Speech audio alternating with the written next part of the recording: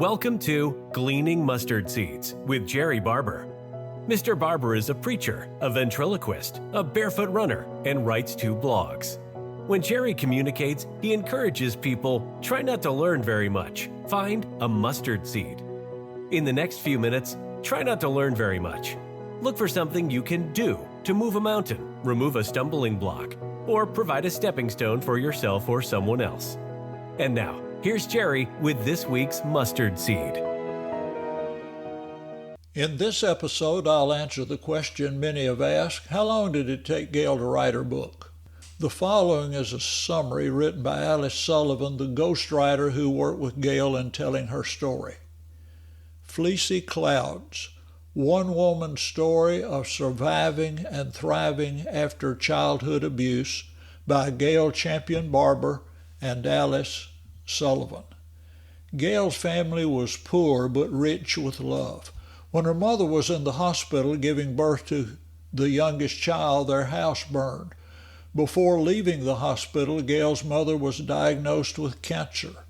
When her mother died, Gail and her siblings went to stay with their family, eventually living at her grandmother's house. Although warned that this was not a good decision, Gail's father felt it was his only option. However, it was nearly fatal for little Gail. Her father, her hero, saved her in the nick of time.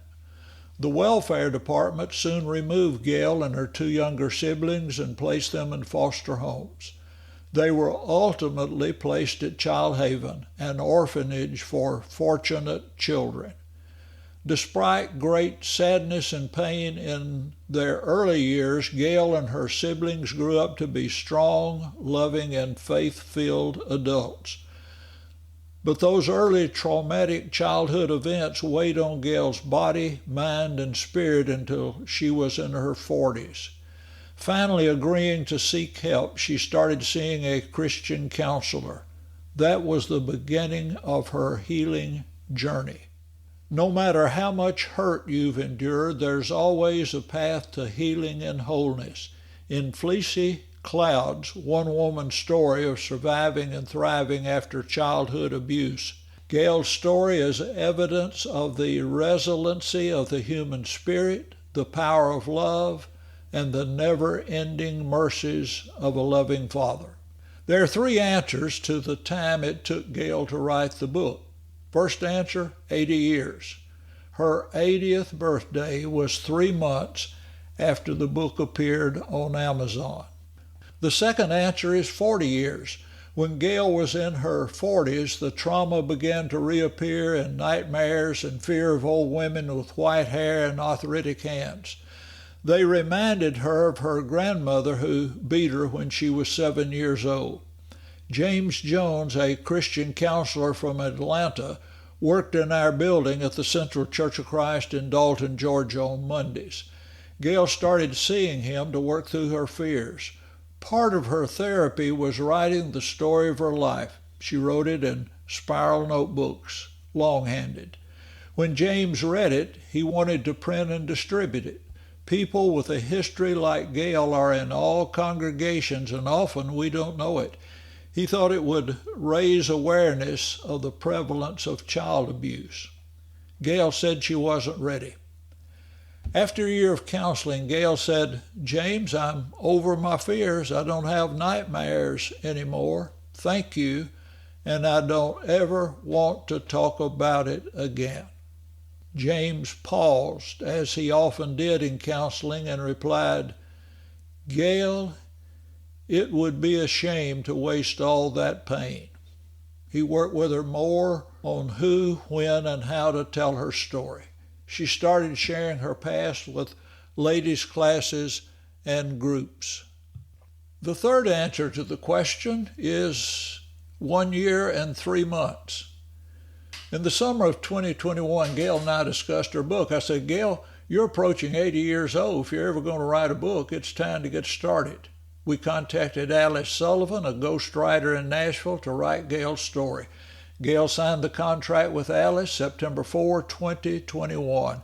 It appeared on Amazon January 4, 2023. One of the interesting events in the process of writing the book, David Wright, a blind preacher and friend, read one of the early drafts.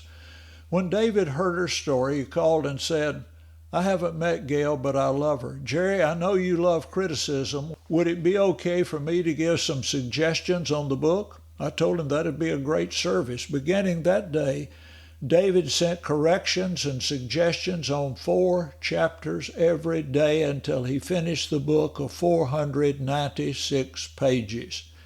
He has software on his computer that reads to him. He can tell where punctuation is or should be. He gave suggestions on words that would be more accurate or descriptive in a sentence. I asked Alice, "Have you ever had a blind person to proofread a book for you before?" She said this was a first. About 300 people joined a mailing list to read, suggest, and stay informed about Gail's book. Many of them gave suggestions and constant encouragements during the process. Fleecy Clouds went through 9 revisions. When Alice finished a revision, she mailed the files. I printed them. Gail read, made notes, and filled in information. I read and made suggestions. Friends made suggestions for improvement. Many people have read and been helped by Fleecy Clouds, and many have told Gail their stories for the first time.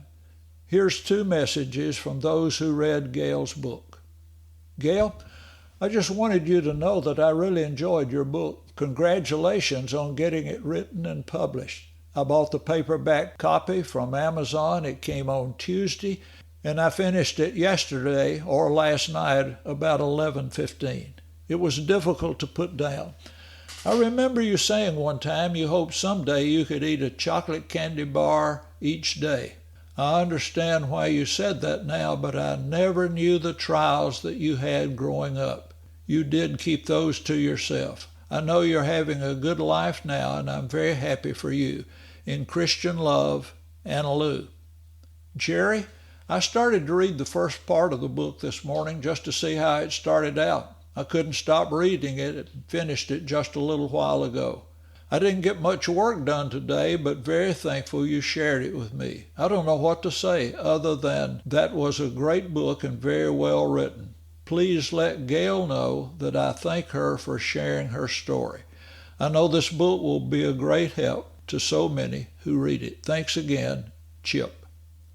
You will find an email from Michael Brinkley, CEO of Children's Homes Incorporated in Paragould, Arkansas.